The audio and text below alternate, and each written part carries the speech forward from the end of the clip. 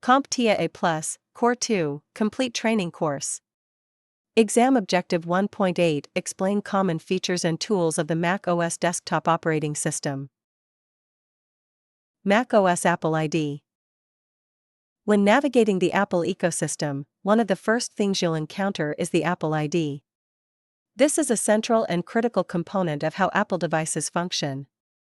Think of your Apple ID as a passport that grants you access to nearly every Apple service and feature, similar to how a Microsoft account is used within Windows.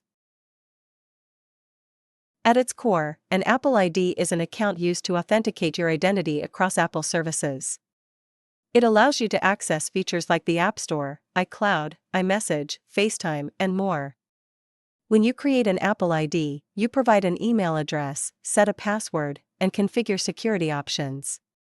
From that point forward, this account becomes your digital identity within the Apple ecosystem, linking your devices, applications, and data together. Because of this tight integration, Apple IDs also play a major role in device security.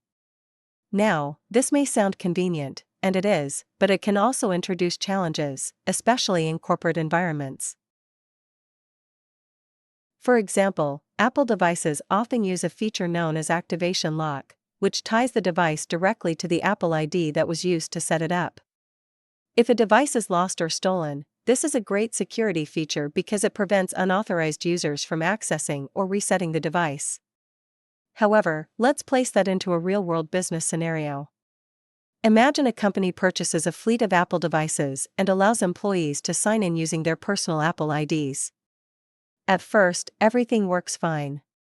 But when an employee leaves the company, their Apple ID remains tied to the device. Now the company has a problem.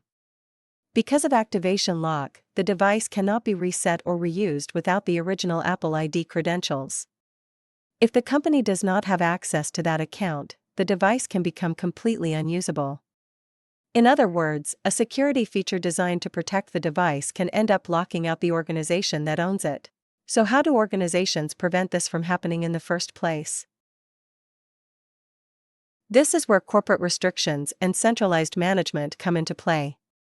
In enterprise environments, companies avoid this issue by using tools designed to control how devices are configured and used from the very beginning.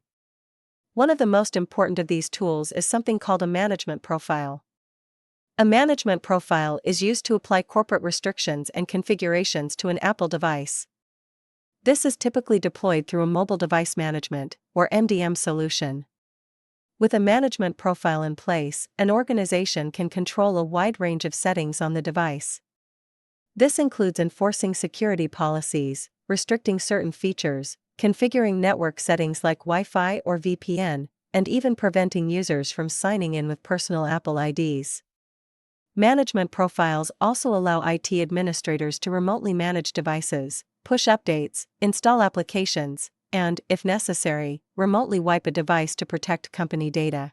This ensures that the organization maintains full control over its devices, even when they are assigned to individual users.